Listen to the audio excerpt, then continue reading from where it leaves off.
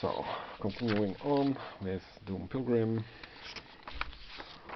And note that this is in serif, so probably I'll enjoy it more. There's a correlation for me, my products that I have with sans serif being amateurish, full of typos. The serif, serious game. As you can see also in the rulebook for Slay the Spire that it is in serif. Unfortunately, Dead Cells is in sans serif, but that's an exception. I like Dead Cells a lot. And I hope you get an idea of, because there are not many videos that show the art in its glory, and this way you get a better idea, up close and personal. And those texts, it takes too long to read them for now.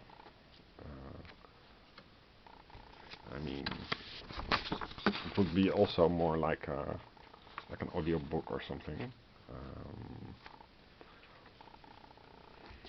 And the PnP version, not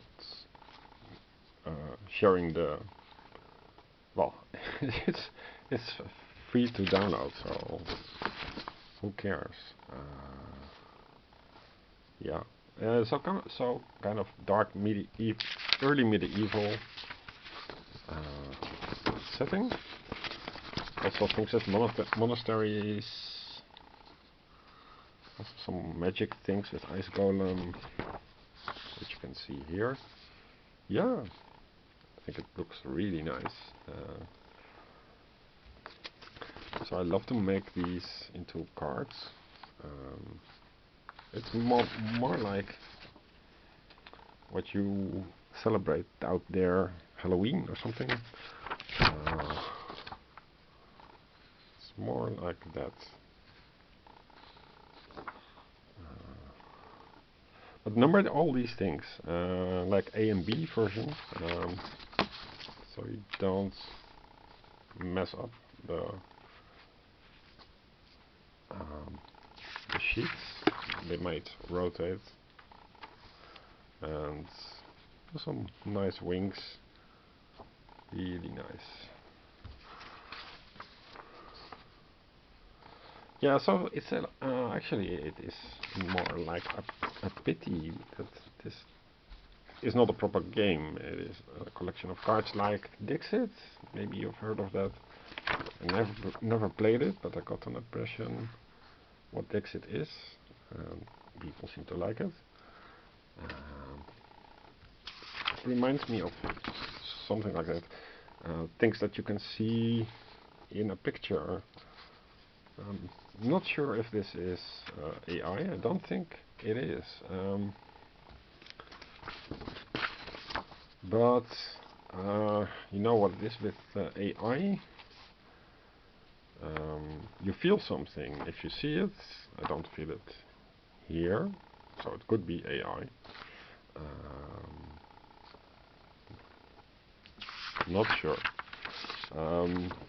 But if I make this into cards and find the rulebook, etc., maybe I feel something, and then it will be fine. Then it is not AI. But it was a lot of work, I think, and also this is hard to produce with painting tools digitally. So maybe it was hand drawn and then scanned in.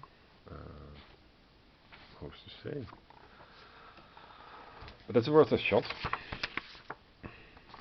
And here we are again. An Alchemist Tower, Abandoned Ruin, Savage X-Men. So the X-Men should be here and not the ruin. Just stating the obvious.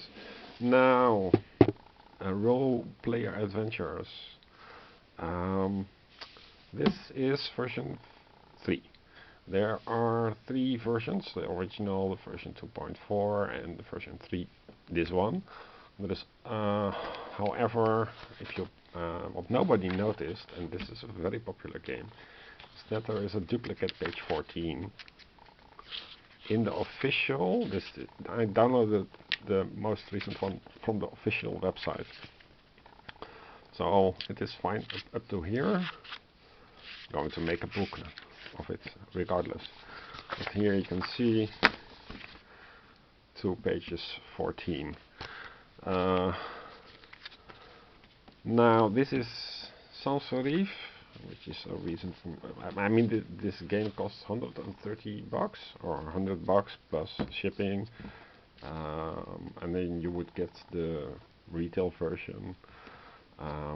They won't reprint this because I informed the editor of the typo, and I got a new version which he made immediately for me, which is very kind, with page 15. I haven't printed it out yet, but there are several things to consider if you want this. First of all, the books are fantastic, but I have not read the books, and I would pay for the game if only to read the books. Books, they have branching narratives, they check things. Yeah, the rulebook itself, it is fine. It shows everything in front and back. This is very rare to see. So you have the back of the card and the front of the card and the back of the card and the front of the card. This is awesome. And everything has the front and the back, so you can recognize everything. Then it has reusable component diagrams. I'm going to make the selling speech now. The artwork is fantastic, and even though it has just lame dice, and those dice, they come in 2 forms. This is why it feels great, because it's 160 grams. I print the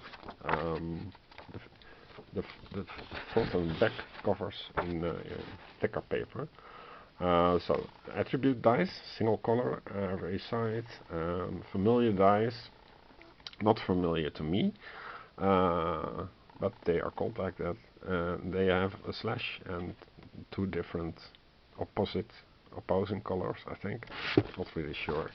But it's a die matching game, much like One Deck Dungeon, but in this case it's either you manage with manipulating these cards, or using these cards to manipulate the dice, and you get lucky or not. Maybe it's unsolvable.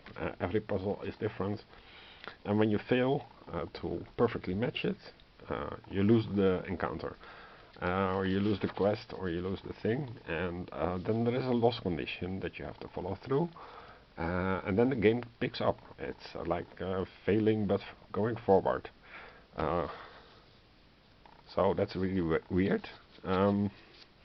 These are these adventure maps. The game is massive. With the box, you need to store it. But inside of the box is 12 storybooks, 1 tome of encounters, 1 skill book that has this kind of skill tests. 6 adventure maps that are double-sided, so that's 12 adventure maps, 1 for each storybook. So you'll be playing 1 book, 1 map, and on this map you will place, like so, on designated spots, a letter or a number. What was it? A number, I think, and they are just 2 spots on a map, like A and B, and you go from A to B. So obvious and simple, and yet so elegant, because this is exactly what people want and what I want. No figuring through thousands of little rules. Oh yeah, there is a party thing. I'm going to run out of time. There's a party marker, and there are 4 spots. The 4th time that you rest, you have to discard a card. That's the X. So here. Legendary mode is you cross off the leftmost thing, and then you only have 3 spots times to rest before you have to discard a card. That's a really elegant notation. So there are very nice things, but yeah, everything is a skill test, skill test, skill test forever. So there's a text, and then you have to do skill test endurance I, or the Roman numeral 1. So you flip inside of the skill book to find endurance 1 page, and there you do the skill test that is depicted, so like with the critter, and you pass or you fail, and you go to this section or this section, and you do this every time. So there are some variations with extra cards. That the story makes it harder for you, so you have to draw this card, and then you have to also satisfy the card content. That's it. So you gain these cards because you progress through the story. There are 3 allegiance tracks. I'm sure you know this already by now. Can add and remove familiars. There's a glossary for the icons. This is very useful. There is a card, icon reference. It is a lot like Melia. Melia is an upcoming game, also epic in scope, much like this, but then with miniatures. So I'm going to build this into a book and then enjoy it to read. And that's about it. So I hope you have liked it. And for me, there's a lot of work. Okay, bye.